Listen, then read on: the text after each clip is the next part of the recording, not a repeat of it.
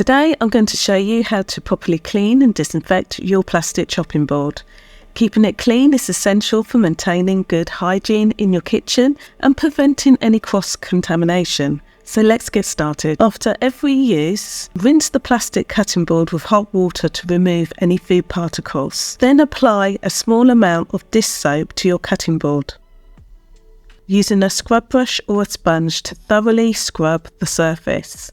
Now we need to pay extra attention to any grooves or knife mark on the board. Now once done, give the plastic chopping board a good rinse.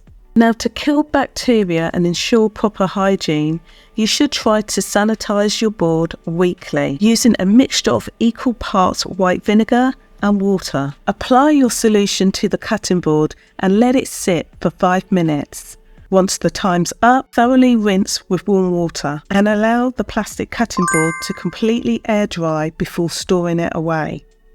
Now try to remember to clean your chopping board immediately after using it, especially when dealing with raw meat, poultry or fish, as this prevents bacteria from spreading around the kitchen.